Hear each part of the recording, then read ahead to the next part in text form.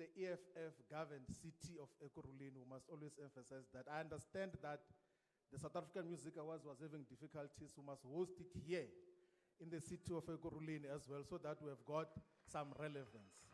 Now, my task is a simple task, is to call on stage the Commander-in-Chief and President of the Economic Emancipation Movement, who has led this struggle for economic emancipation, even before the official formation of the Economic Freedom Fighters. So we always referred to him as the Commander-in-Chief in the struggle for economic emancipation.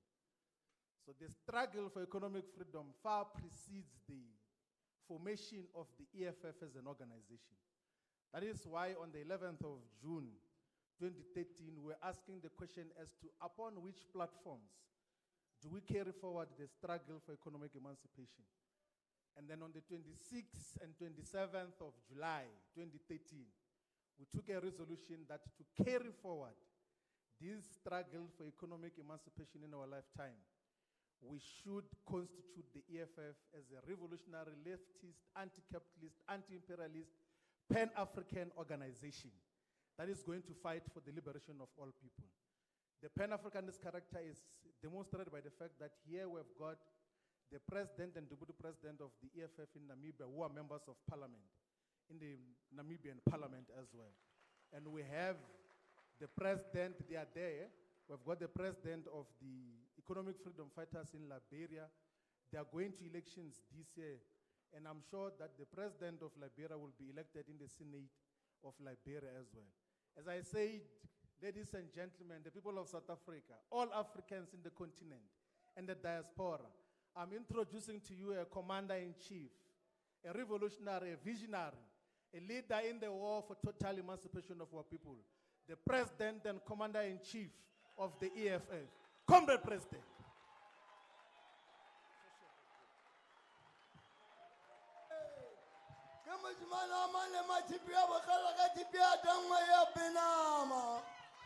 Ya baba bako patro be amela ka mutami huli maziane bada he we na uzarusha de wala dula jabango bada kila baba bako patro be amela ka mutami huli maziane bada he kila butidia la manana la maka malilimu bada he we na uzarusha de wala dula jabango we na he when I love my tommy, I was the yellow manoni, love my gamma lilimu. I have a regular Mukuta and Mukutari. Baragilava Magataki, Akatakata, Memadulak and Agamaviani. But I have Majapala, Malidimone, we are Pulone, Nametapia, Messipa, Lava Magataki, Akatakata, Memadulonia Gamaviani. Baragilava Mana Vajabe. Maria, no Tarukiala, Wanamale Paurila, Piranukania Pala, you are Wajamakatela Mitsipa, you come a Jalam Wanamale Palamisa guy, Pariwanamale Pamalitania Pire, aye, Utana Wanamasa Timutuale, Wanamale Padua Radigo, Irishate. Letane Perega, Atoma Perega, the rumor like Tamariva. Amen. Thank you. Thank you. Thank you very much. Thank you.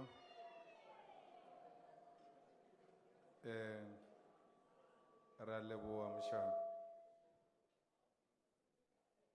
Deputy President Vuyan.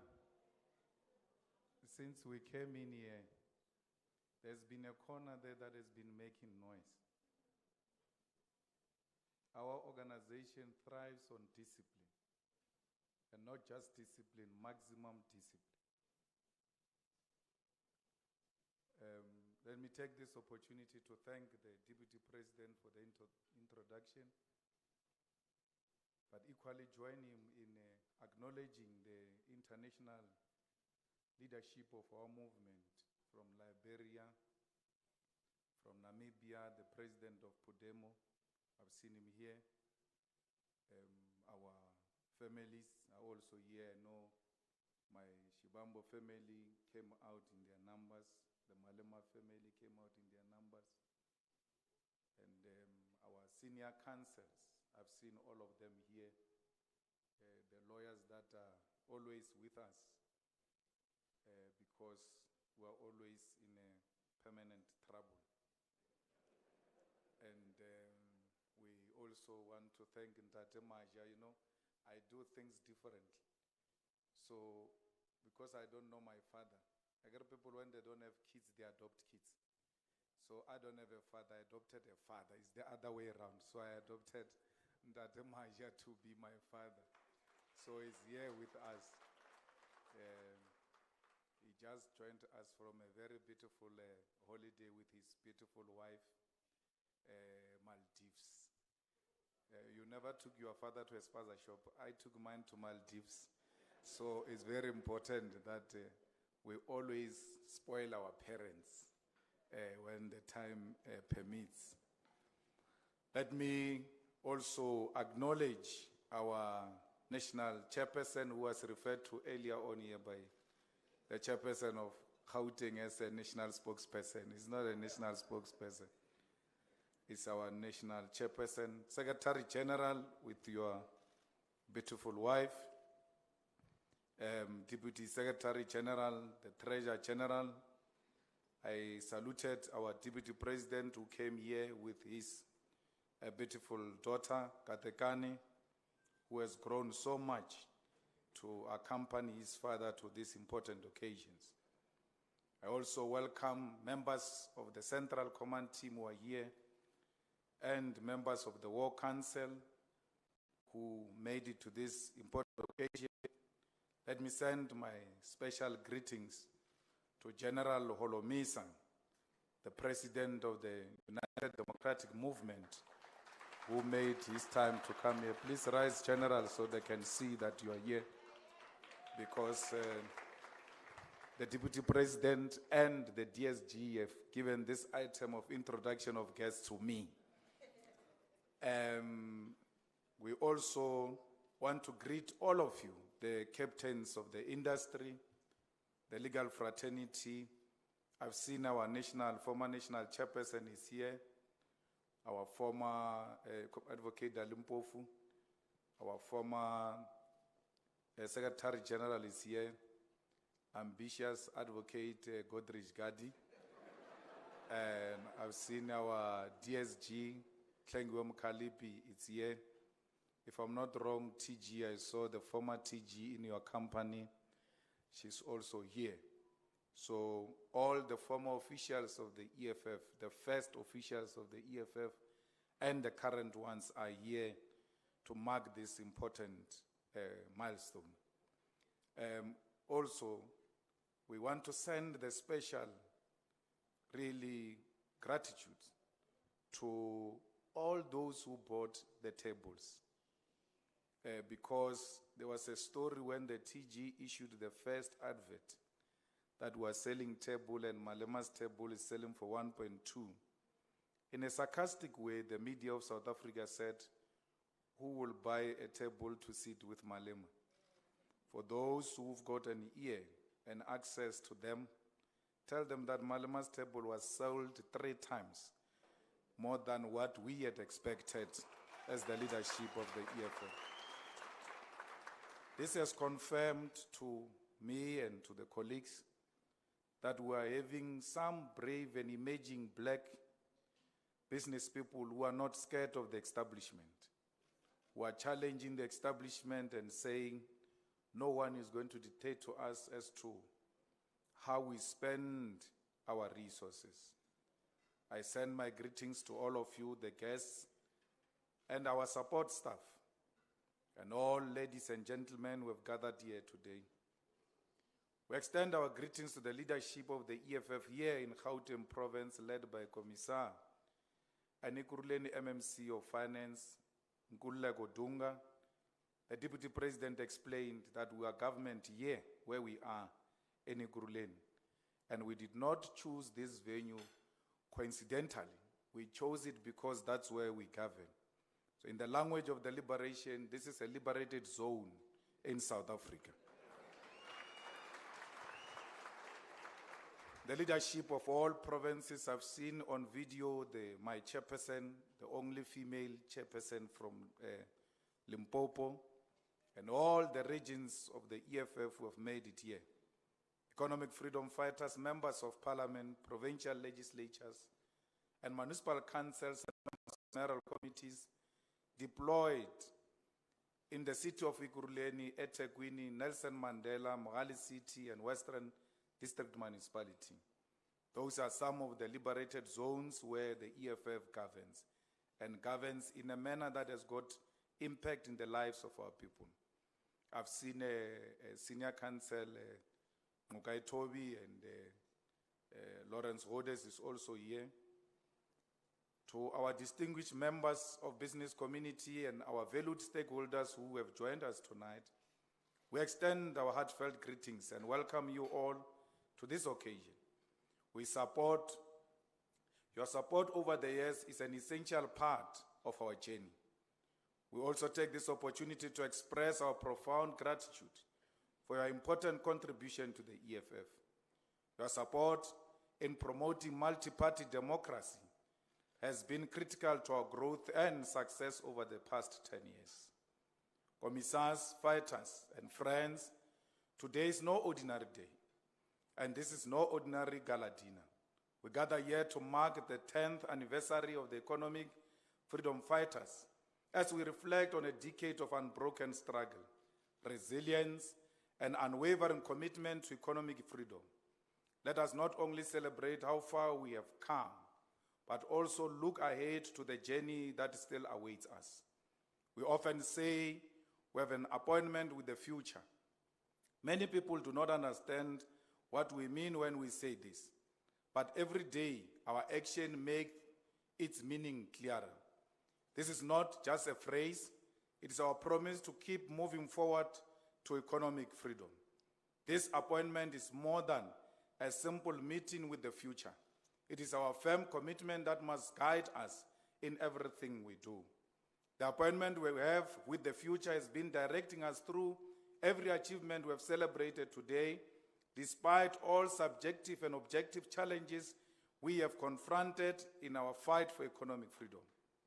To not arrive at this appointment will be more than a missed opportunity. It will mean betraying a generational mission, a mission we have committed to in order to achieve economic freedom in our lifetime. We will not let that happen. We must and we will honor this appointment because it is more than a date on a calendar. It is a promise to our generation and the ones to follow.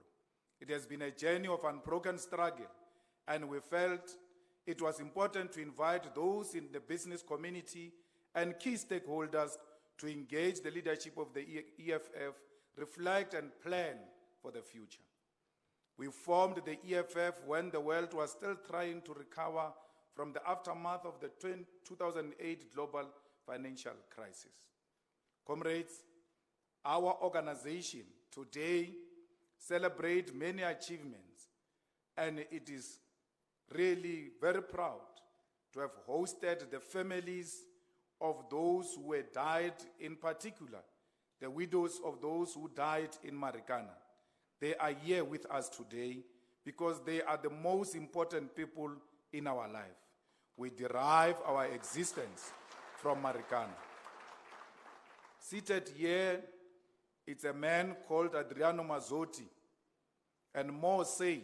I'll ask them to stand up because these are the two and part of their partners who have given us money on the day we were launching the EFF. When the IEC asked us to pay for money, me and Floyd had nothing. We looked at each other in the eyes and said, what is going to happen? At that time, they asked for 650,000, and we had no means, none whatsoever.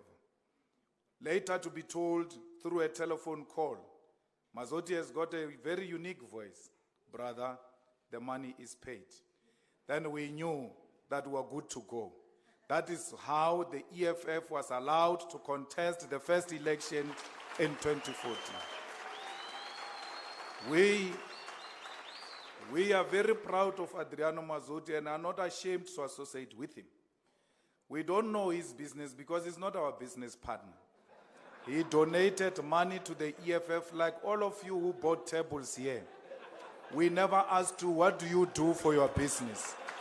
We just declared. We declared because it was not a secret that the money was donated by Adriano Mazzotti. So we do not run an underworld, we are running an above world. And do not be scared that we are part of anything Mazzotti does. Mazzotti has never been arrested. Neither has Mazzotti ever been charged. I've been charged. I've been arrested. I've seen the door of prison for my political beliefs. My properties were taken by SARS. I was thrown to the streets. But that has never happened to Mazzotti, to be characterized as a criminal by those who hold a view that he should not have given the EFF money to register with the IEC. He is hated more for having made it possible for this organization to exist and give trouble to the establishment and white monopoly capital, which is just at the door of it, by the way. Once he jumps into that door and become a white monopoly capital, he will see the might of the EFF himself. The world was experiencing a persistent conflict between labor and capital when the EFF was formed. Here in South Africa, the struggle was highlighted by the workers' strike in the platinum belt of Marikana in Rustenburg. When mine workers demanded 12,500 minimum living wage, the ANC-led government responded with violence and killed them, resulting in 34 mine workers losing their lives at the hands of the South African police services. This event left an unforgettable mark on our collective consciousness. Marikana is a symbolic in so many ways. Just yesterday, we held a birthday celebration at Marikana Kopi to remind ourselves of the reason behind the formation of the EFF. Marikana represents not just the struggle between workers and multinational company, London Mine, but also the struggle between emerging black-owned business and established white-owned business. Marikana reflected the painful reality that those who control and benefit from our mineral resources, financial sector, agriculture, and what remains of manufacturing are the very same individuals who profited from colonial and apartheid laws and government. There is something about Marikana that many in business community may not have recognized or understood. Marikana also served as a reminder of the escalating inequality we continue to witness in the post-apartheid South Africa. This path has led South Africa into conflict with itself, a war that will not have any winners, but will leave us all as losers unless we come together as political parties, business and key stakeholders, strengthen our multi-party democracy, and support all initiatives that will promote participation in the election system like Mazzotti did. We survived this difficult moment because we were surrounded by pastors who surround us here today. Pastor Lolo, Pastor Koma, and Pastor Sephora, and many others came closer to us when it was not fashionable to do so. They kept praying for us when they saw us, and even on the phones, kept on sending us messages to tell us that we are in their prayers and we must continue the good fight. The EFF was formed around the same time when multiple studies had begun to label South Africa as one of the world's most unequal societies, where 10% of the population owns more than 80% of the wealth, with the color of one's skin serving as a significant determinant of which side of these numbers one found themselves on. More than 50% of the population is considered to be living in poverty, while 18.2 million people live in extreme poverty. Even the World Bank, which has often been protective of South Africa's mismanagement of economic policy, has now come out to confirm that indeed South Africa is the most unequal society in the world. This is a country that has the world's largest resources of platinum group metals, a country that has the capacity to produce 100% of cement and building material locally and can manufacture 80% of the steel the country needs from locally mined iron ore, chrome, and manganese. From the beginning, our failure as a nation to transfer wealth from the few minority whites to the majority of our people through meaningful participation in the economy has been influenced by patterns of land ownership. This was confirmed by the first land audit published in 2013, which revealed that 79% of land was privately owned and 14% was state-owned. A second audit in 2017 further confirmed that whites owned 72% of farms and agricultural holdings by individuals, landowners, while Africans own a mere 4% of productive land. As we celebrate the EFF's 10th anniversary, it is important to appreciate that the material conditions have not improved for our people and many of the emerging businesses, and this is reflected in the numbers. When we formed the EFF in July 2013, South Africa's economy was experiencing a growth of 2.5%. In the past 10 years, our economy has continued to regress without any concrete or believable response by the government. Between the years 2019 and 2022, South Africa's GDP only grew by 0.3%. In 2013, more than 7.7 million people were unemployed. The unemployment rate was at 35.6%. Today, 11.9 million people are unemployed. The unemployment rate today is 42.4%. What is more concerning is the fact that for the first time in the post-apartheid South Africa, more than 50% of people who could be at institutions of higher learning, training, or employment are sitting at home doing nothing. In 2013, the inflation rate stood at 5.7%. However, as of the end of 2022, the inflation rate was recorded at 6.9%. The lending interest rate was a little over 8% in 2013. Today, the figures has increased to 11.75%. Many of the working class families and small businesses already under pressure will lose their homes and livelihoods. Government finances have deteriorated even further than they were when we formed the EFF in 2013. And this demonstrates the mismanagement of economic policy. While we speak of numbers, those of you in the business community have experienced this firsthand. In 2013, the debt service costs were recorded at 88.3 billion, constituting 2.8% of the GDP. Today, the figures has increased almost fourfold to over 340 billion a year. Today, we spend more on servicing our loans as a country than we do on basic education, and we spend more on servicing our loans than we do on health. Our nation's overall gross loan debt has increased from 1.4 trillion, which represented 38.6% of the GDP in 2013, to 4.3 trillion, accounting for 73.6% of our GDP. These figures are not only a reflection of the worsening state of the economy or public finances, but it is also a clear indication that the much celebrated National Treasury is not celebrated for managing our finances properly.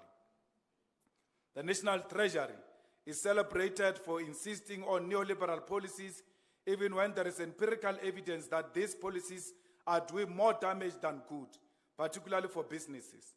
We must take a closer look at the role of the National Treasury in the collapse of our economy and public finances.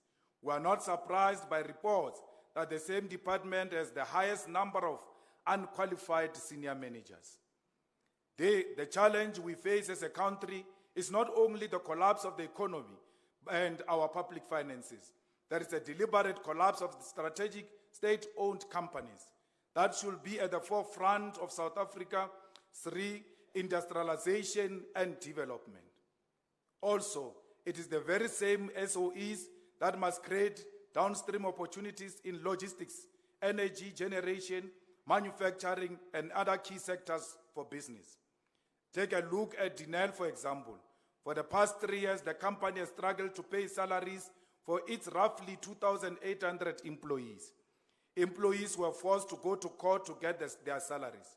Even when Parliament approved an additional 3 billion in 2022, we were told that none of the new allocations were used to pay workers' salaries. Instead, banks and loans were prioritized over workers who were losing their homes and were struggling to feed their families. When we formed the EFF in 2013, Dinel was making 70 million profit and their revenue were close to 3.9 billion a year. All 4,200 employees were paid and were paid on time. Today, the staff is gone and revenue halved to 1.9 billion. In 2013, Transnet, I'm told Gama was supposed to, I hope he's here. Transnet used to make profit under Gama, who has joined us here today. Transnet was making 4.3 billion profit and had 50 billion in revenue. The company managed to remain profitable due to high port and pipeline volumes. There have been attempts to sabotage Transnet in order to justify privatizing the company. Today, we are informed that Transnet infrastructure, such as ports, is being privatized without any consideration for how this will affect small and emerging businesses. And I said to Gama, because he did good for our people when he was a CEO, they never got anything. Floyd never got anything. So when I say I must know, I also refer to Floyd. We are one thing. So I get, he gets. If I don't get, he doesn't get. So we never got anything, nothing. But I said to him, because he was a good man who did good for our own state-owned company, and he was victimized for being black and African in particular. I've said to him many times, if you need support of the EFF in terms of legal representatives, we are here to give you the best lawyers and will pay for them because you were a good servant of our people. And all those who came after you destroyed what used to be a pride of our nation. I hope Ngugai Toby or Advocate Rhodes know that a case that they will do for free is coming their way. Eskom is the lifeblood of our economy. Without electricity, we don't have an economy. Job creation is stifled, and for many people, putting food on the table becomes challenging. The Township Entrepreneurs Alliance conducted a survey earlier this year. It revealed that during load shedding periods, 64% of township small businesses ceased operations. Over 66% of businesses owners reported retrenching workers due to load shedding. NERSA increases electricity prices and attributes the rise to load shedding. The South African Reserve Bank increases interest rates, blaming load shedding. Stats SA reports that more than 11 million people are unemployed, attributing it to load shedding. Food prices surge and it's blamed on food security. In the midst of this crisis, there are people who are hell-bent on privatization of electricity generation for the sake of profits that will benefit only a few interested in quick profit. The premature closure of the Komati power station was not just misguided. It's the epitome of the industrial scale looting that is happening before us. This is the real state capture we are seeing today. If the Guptas did a state capture, they were playing. What we are experiencing today with Eskom makes Guptas look like a joke. Today, more than 300 people in communities near Camden, Grootvlei, and Hendrina, who were promised training as part of the so-called just transition when the Komati power station was shut down, are still waiting stranded, unemployed, and without income. But the collapse of the economy, public finance, and state-owned enterprises is just a symptom of a far broader systematic problem, corruption. When we formed the EFF, we correctly characterized South Africa as a kleptocracy. Every day we witness government leaders openly looting state resources, pursuing self-enrichment without shame, while the people of Hammanskraal lack access to clean water and drinkable water. The people of Spreadview in Mooiplaas live in a dump site. The residents of Stweta in Alexander are packed together like rats, and children in the Eastern Cape continue to use pit toilets, yet your state president goes and unveils Mandela's statue. Those close to political leaders will continue to grow richer and more corrupt because they know that their proximity to these leaders grants them immunity from prosecution. When we write questions in Parliament to probe questionable contracts and tenders, we are confronted with talk of confidentiality and classified reports. The victims of corruption are not only the poor. The business suffers the same fate when you institutionalize corruption and protect those in office from investigation and prosecution. Those with talent, hard work, entrepreneurial spirit will be overlooked. This is how you stifle innovation, hard work, growth, and societal progress. What is even more concerning is the fact that you can face prosecution for being seen with the leadership of the EFF, for refusing to support certain ANC leaders, or for choosing to speak out against corruption. You can be arrested for reporting corruption and have the one who is corrupt promoted to the highest office in the land. We have a personal experience of persecution that are motivated by political vendettas and agendas. We are not speaking about things we know nothing of. We are aware of many young business people who have suffered the same fate and continue to suffer. This is the background against which we formed the EFF. To fully appreciate the journey we have traveled thus far, we encourage those who have not had a chance to read our founding manifesto to do so. It will give you a broader appreciation of what you have contributed to and continue to support. We do not only characterize the current political and economic condition of South Africa, we go even further. We offer concrete and practical solutions to many of the challenges facing South Africa. We understand that some in the business community might overlook the solutions the EFF proposes under the assumption that they will not benefit. However, a closer look will reveal that while we have unapologetically placed the working class, the poor, and the marginalized as the primary and immediate beneficiaries of our struggle for economic freedom, our strategic mission is to create a system that will guarantee meaningful economic participation for all, including the business community. Take, for example, our cardinal pillar number 1, land expropriation without compensation for equal redistribution in use. We maintain that all the land should be transferred to the ownership and custodianship of the state. Despite all the mischaracterizations and attempts to demonize this demand of many black Africans, this remains a bold move towards restorative justice and a path towards transferring wealth to the majority of the people. Many critics claim this will not work, that it will hurt business and South Africa will descend into chaos. But we disagree, and here is why. First of all, there is not the first time South Africa transferred strategic natural resources into the custodianship of the state in an attempt to address the colonial and apartheid imbalances. We have successfully transferred mineral and petroleum resources into the custody of the state in 2002. Today, you need a license to prospect and mine any mineral resources. Even with the license, the minerals still belong to the state on behalf of the people of South Africa. The same applies to water. All water is subject to the state control. None of you here has ever woken up one day and said, because the water is owned by the state, I feel like a less owner of my water that comes out of my tap. Yet you are not the owner of the water. The water is state-owned. You have never felt like the water coming through your tap is brought to you by someone else. You always felt that it is your water. Even when your children play with it, you always say to them, do not play with my water. You never said to them, do not play with the state water, because you know you are the state.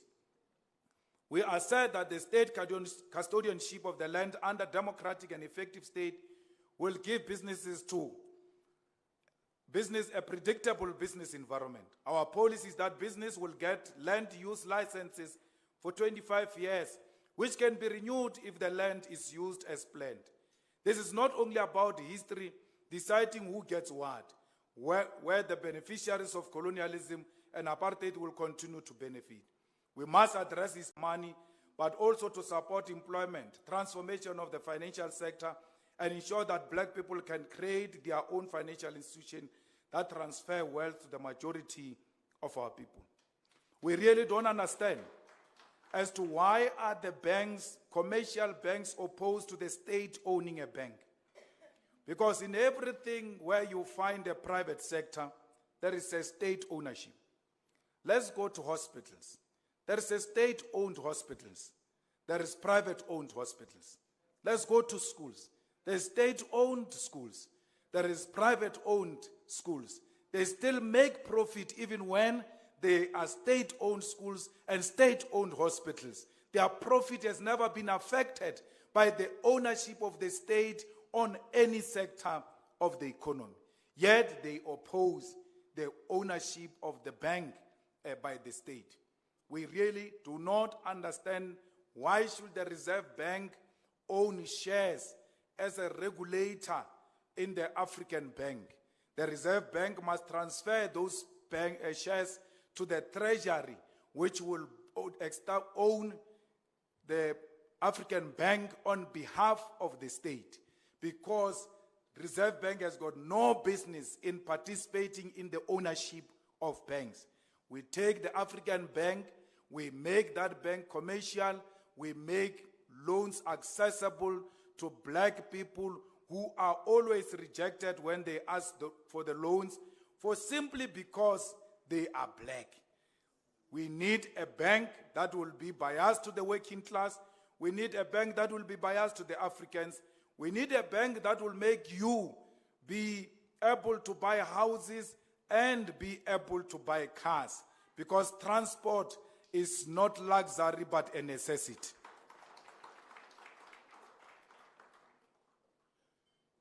Fighters consider the cardinal pillar on building state and government capacity that will lead to the abolishment of tenders, for example. The business stands to benefit. We don't want businesses that are bloody suckers from government. We need businesses that are innovative. Why should there be a tender to buy toilet papers? These people who work in government do not know where toilet papers are sold. We need to build a state capacity to go and buy toilet papers. Why should there be a tender to clean when there are so many mothers of ours and fathers who clean every day at home without a tender? But when it comes to government, a tender is required for people to be hired to go and clean. Why should there be a tender to put a toilet? Because the villagers dig toilets every day without a tender. But when you come to Ekurhuleni, there is toilet tender that is given out instead of empowering communities with the necessary equipment to do and build their own toilets. It is these unstrategic things which lack innovation that leads to corruption. Why must you be known that you are a tenderpreneur? There are people who have been in the toilet business for some time without tenders, because they don't rely on tenders. They make sure that it's not only about the toilet, it's about everything else that goes with the hygiene that comes with the toilet. And as a result, they've made it in business by supplying toilet to private individuals, to business without tenders, by making sure they are innovative and creative. But these ones who are saying they are opposed to the EFF policy on abolishment of tenders is because they've got nothing to offer except the political connection. And that is corruption, and EFF requires no such business people who thrive through corruption.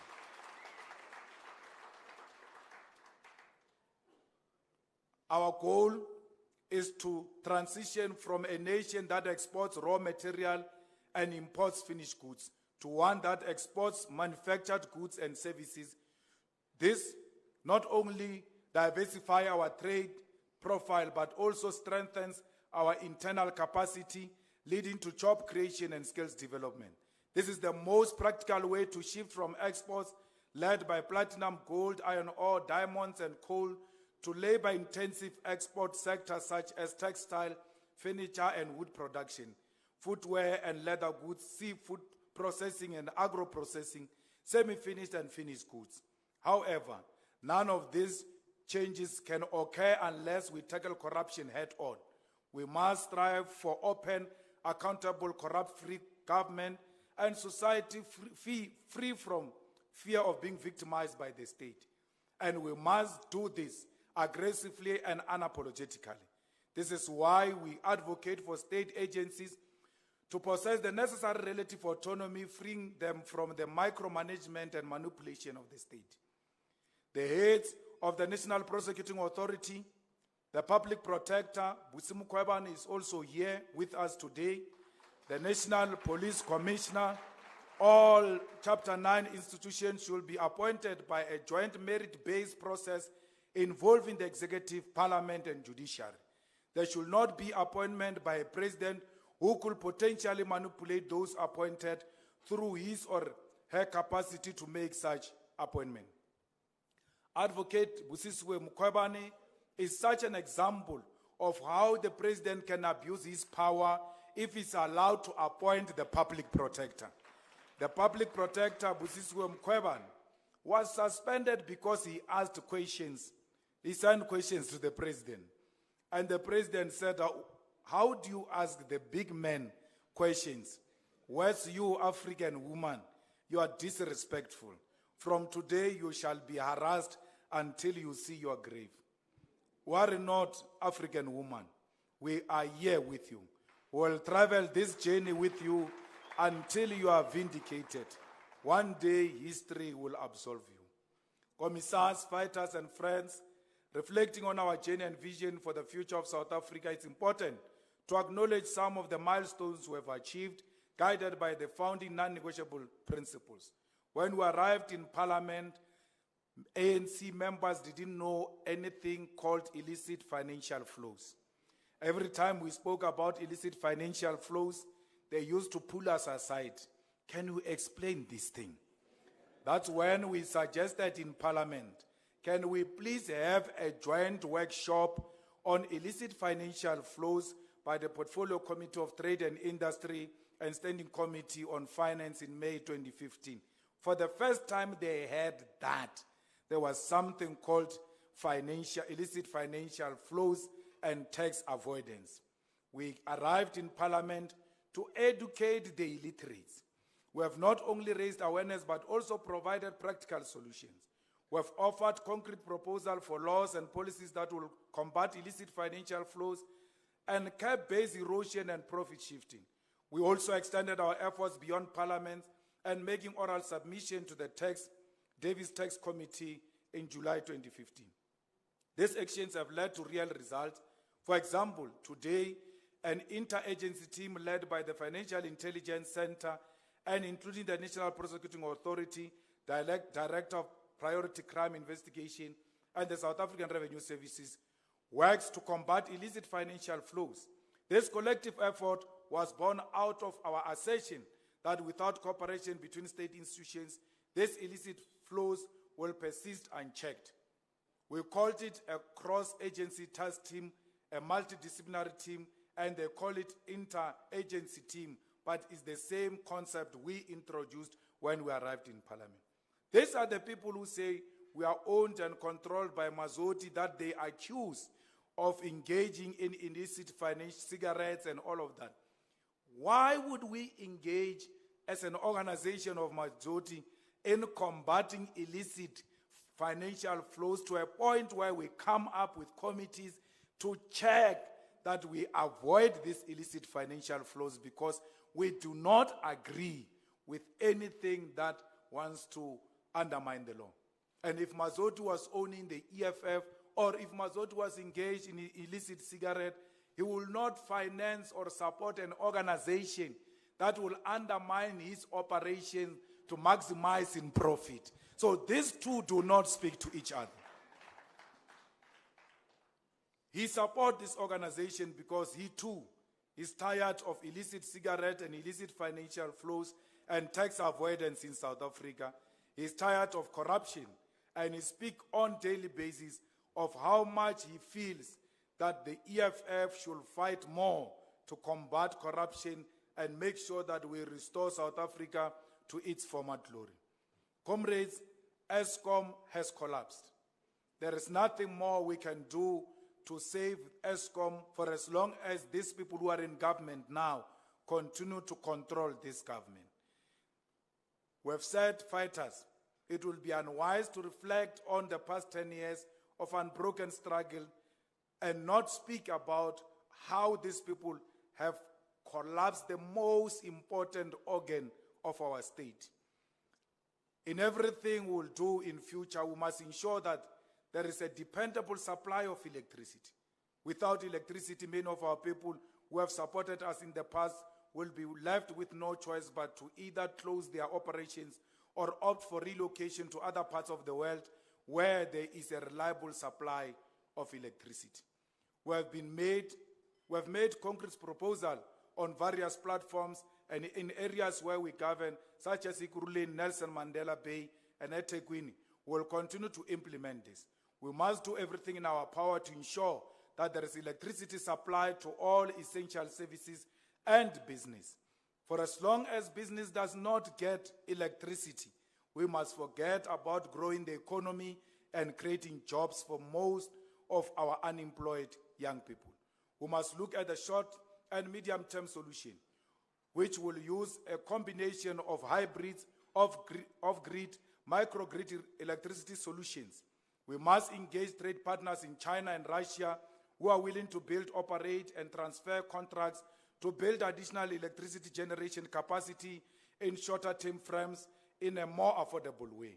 We should continue to demand the National Treasury and all relevant departments and ministers establish a comprehensive conditional grant which will assist municipalities with hybrid and off-grid solutions that support businesses to continue operate even during load shedding. We must help all women to get business opportunities in both private and public sector. Our inability to empower women will perpetuate apartheid and colonial legacy. The youth, together with our women, should be at the center of our economic emancipation.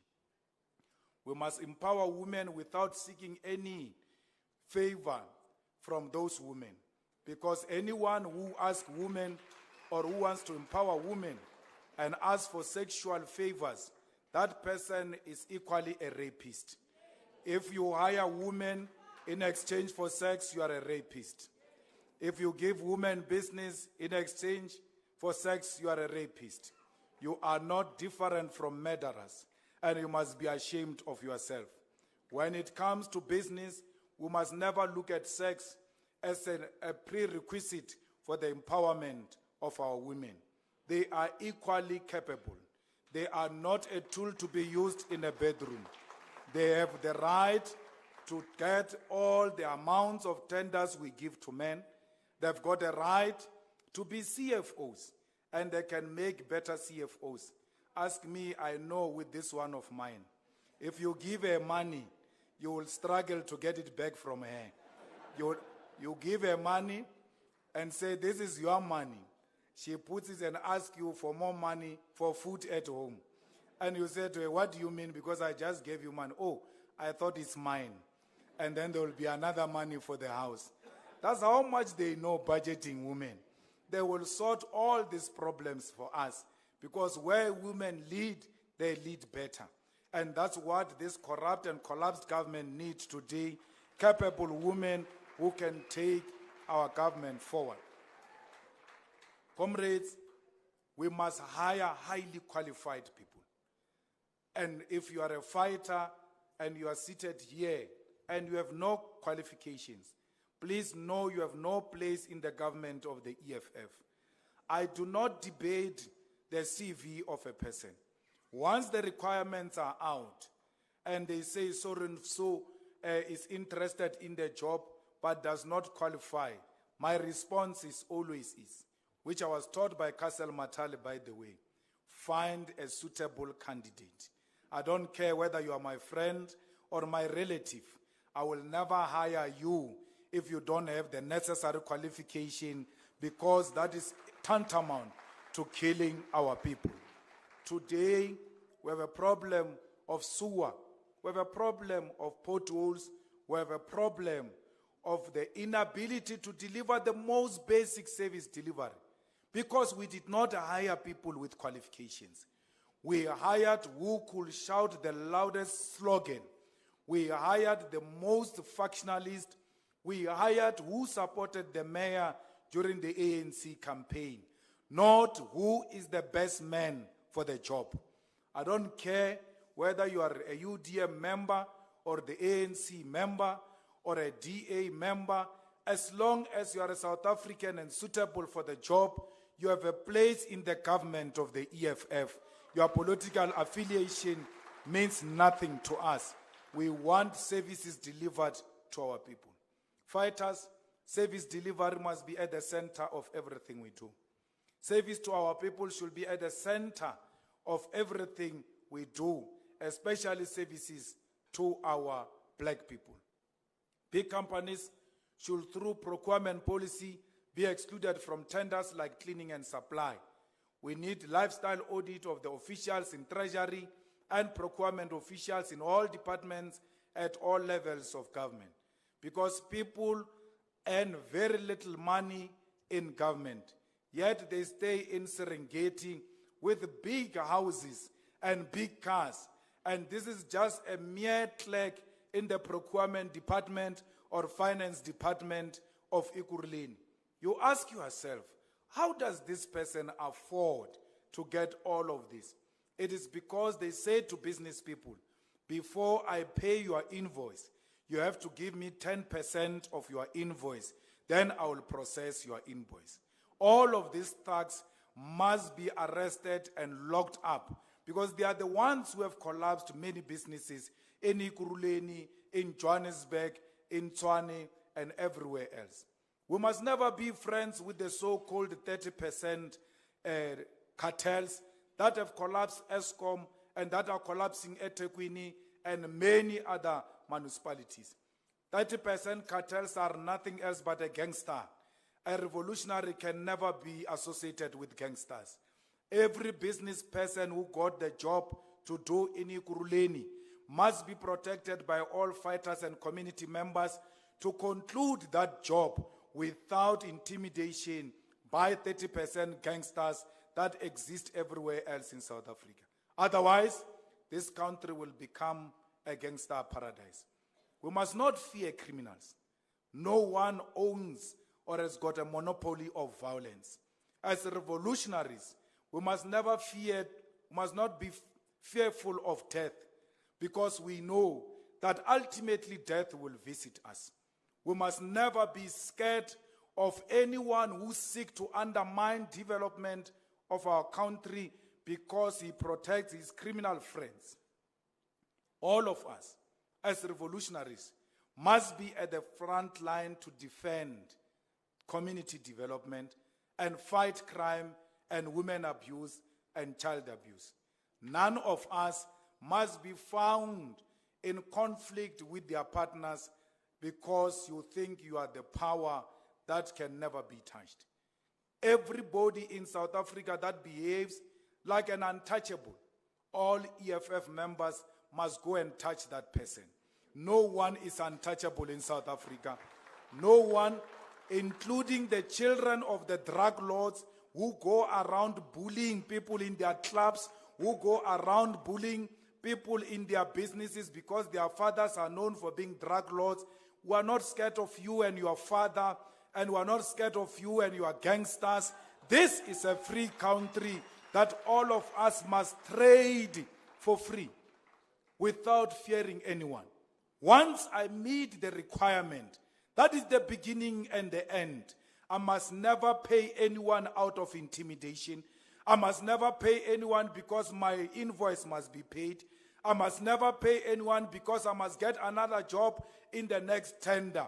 The day they give you an appointment letter, you will meet them again when you hand over that which you are appointed to do. And that should be a principle that characterized a businessman of the EFF.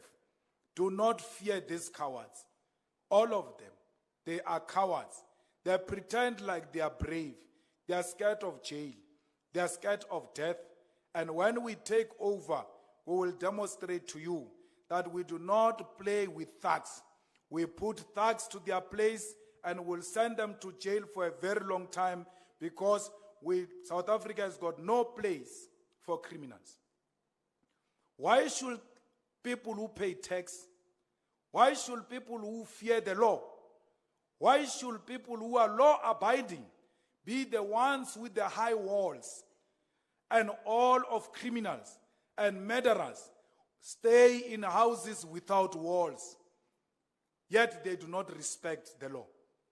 We who respect the law are scared of criminals. That's why we've built big walls.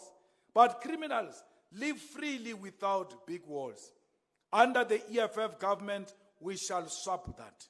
Criminals will fear the law, and the law-abiding citizens will abolish the big walls, and they will appreciate the beauty of their gardens without fear because the state will protect them. Comrades, I was born to an epileptic single mother who said to me, Sello, the day you were born, God knew how you were going to die.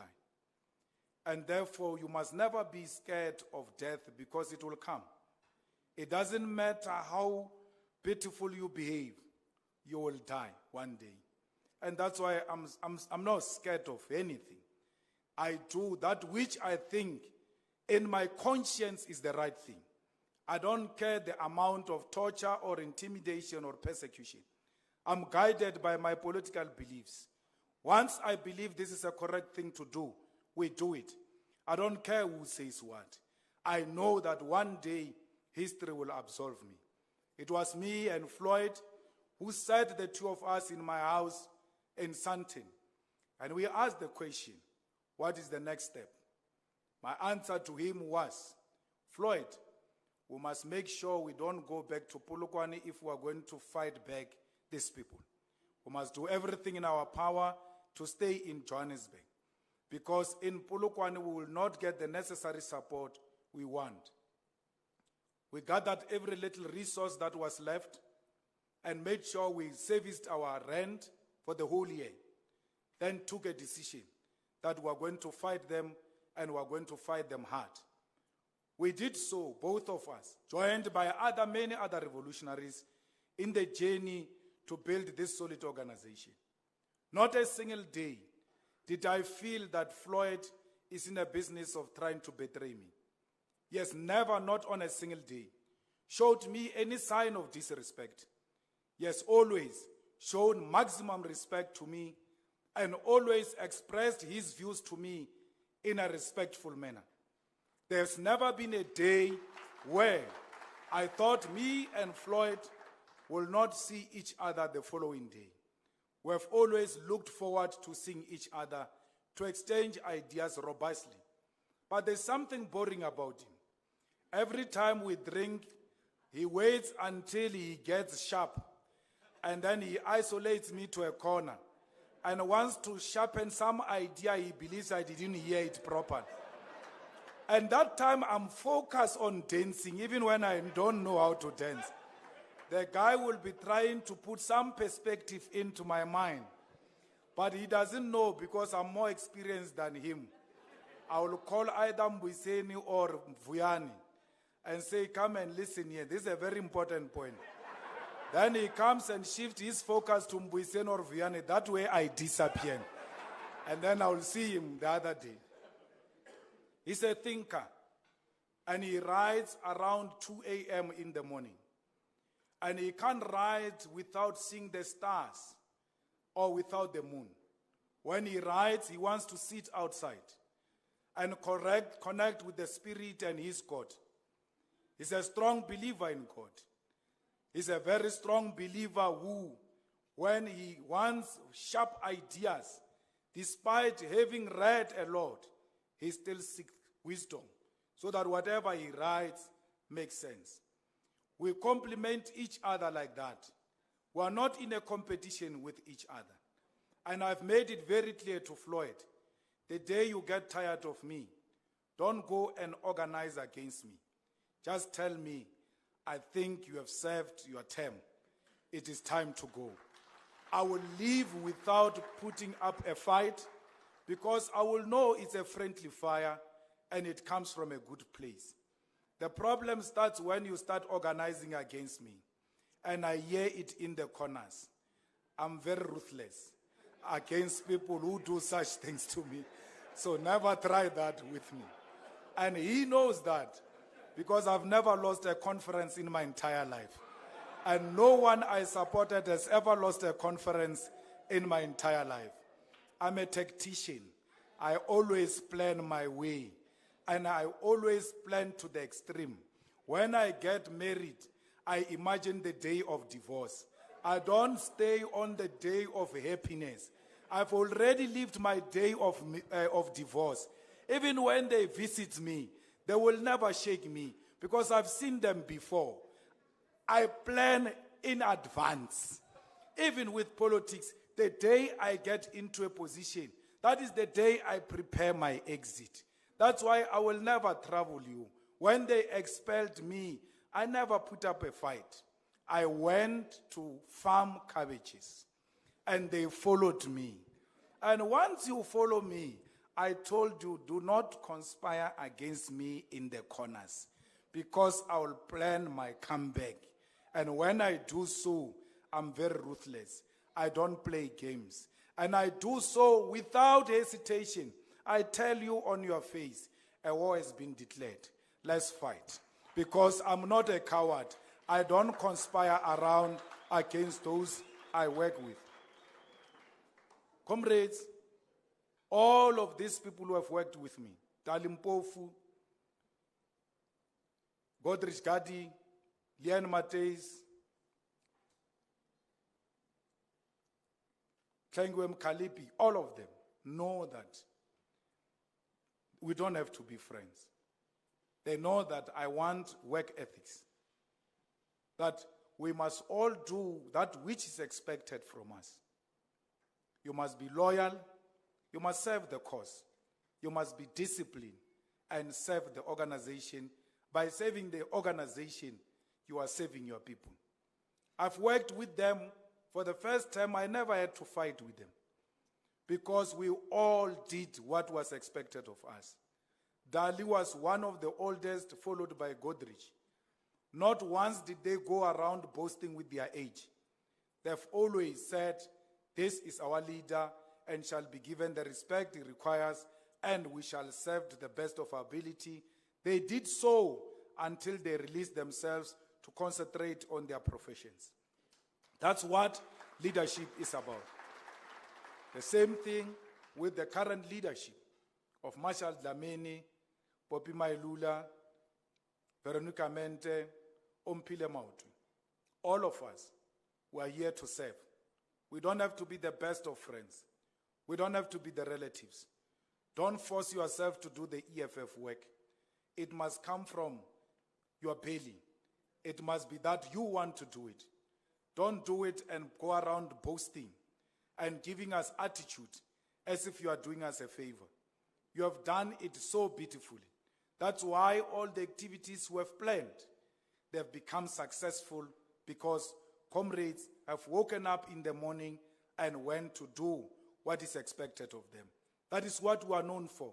This 10 years is a 10 years of hard work by hard-working women and men who are disciplined and ready to serve. Ego will never help any of us. We always have to humble ourselves and serve the people of South Africa. Let me thank the Shibambo family. I know what you have went through. I know what your children are going through. Some of them will never be employed because they carry your surname. By virtue of the association with Floyd and me, worry not. The revolution will never swallow its own children. it will look after them. It will never abandon them. I know that Floyd bought his parents a house, and at some point, they wanted to take it from his parents because they wanted to inflict pain in him and throw his parents away.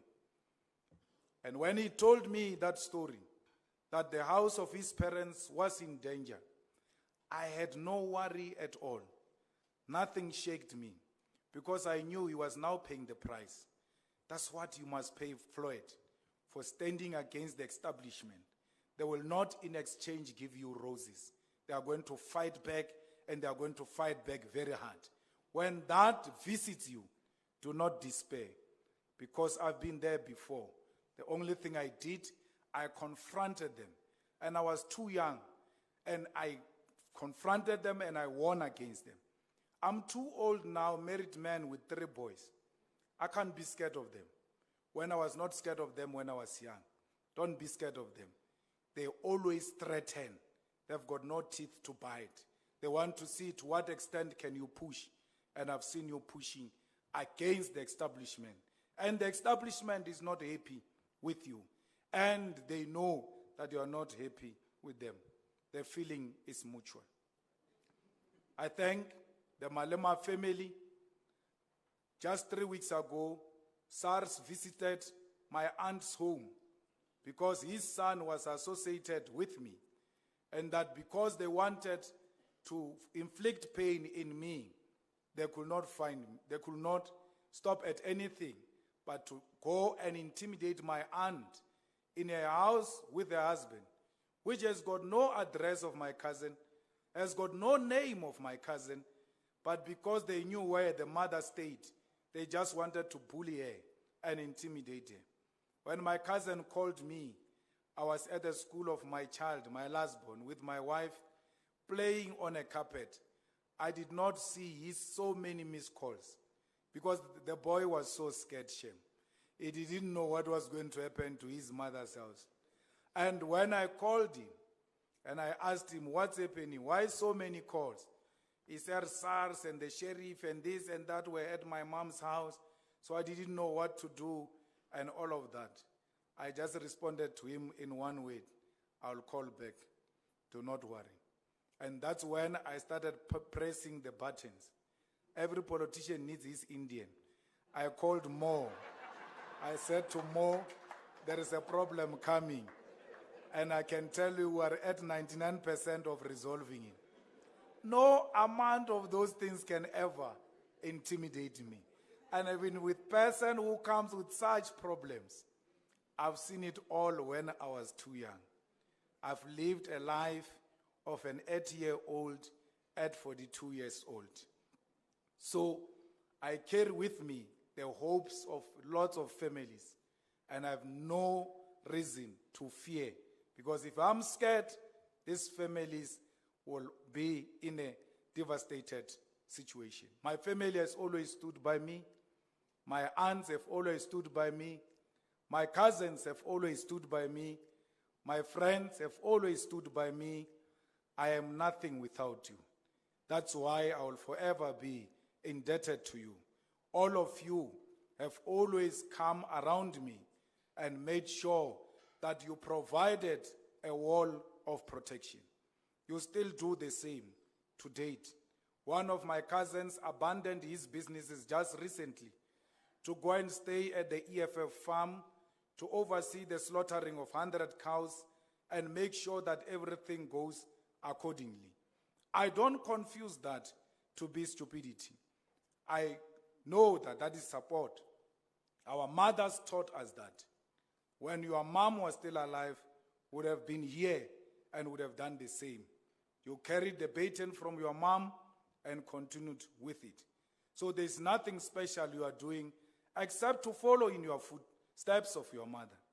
I always watch from a distance, and I don't talk a lot when it comes to those issues, but I appreciate those types of interventions that all of you individually always make to make sure that I succeed, and as in extension, our organization succeed.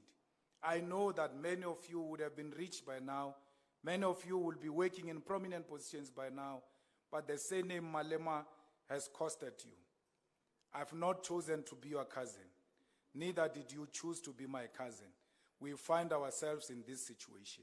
We have to carry it, all of us.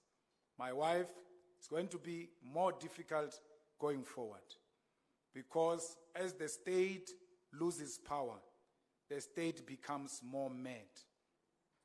So you should be ready for more challenges ahead because you were there when we started and you came in when we were already in the Parliament of South Africa. Now we're moving into government and the enemy is not happy. The first thing the enemy will do is to attack the home so that they can weaken me. If they find a weak partner, they will collapse this house of my grandmother. This family of mine belongs not to me, it belongs to my grandmother. This organization doesn't belong to me, it belongs to my grandmother and the people of South Africa. And I've said to a grave, I will never fail here, and I will never fail here. Thank you.